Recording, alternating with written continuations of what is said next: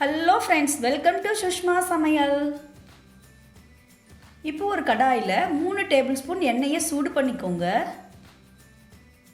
எண்ணெய் சூடானதும் 1 table spoon கடலைப்பருப்பு, 1 டீஸ்பூன் உளுந்தம்பருப்பு, 1 டீஸ்பூன் தனியா, இதை பொன்னிறமாக வறுத்துக்கோங்க. இப்போ இது கூட 1 பிஞ்ச் அளவுக்கு சீரகம், 2 வரமிளகாய், 2 பச்சை மிளகாய் இதையும் சேர்த்து வதக்கிக்கோங்க.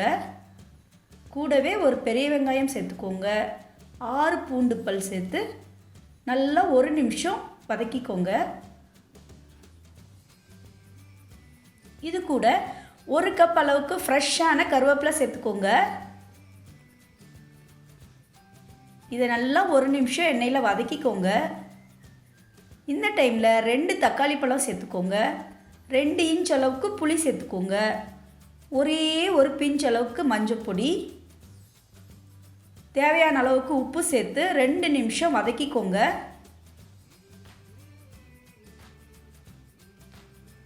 இப்போ இதை நல்லா ஆற விட்டு அரைச்சி எடுத்துக்கலாம். மிக்ஸி ஜாரில் வதக்கி வச்சதை சேர்த்து கூடவே 1/4 கப் தண்ணியும் சேர்த்து நல்லா நைஸாக அரைச்சி எடுத்துக்கோங்க.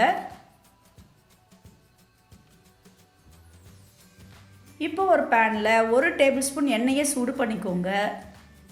எண்ணெய் சூடானதும் 1/2 டீஸ்பூன் கடுகு ஃப்ரை ஆனதும் 1 வரமிளகாய் சேர்த்துக்கோங்க.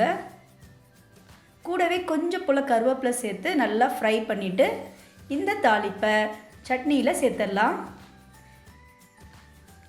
இந்த கருவேப்பிலை சட்னியை இட்லி தோசையோடு சேர்த்து சாப்பிட்டிங்கன்னா சும்மா சூப்பராக இருக்குங்க.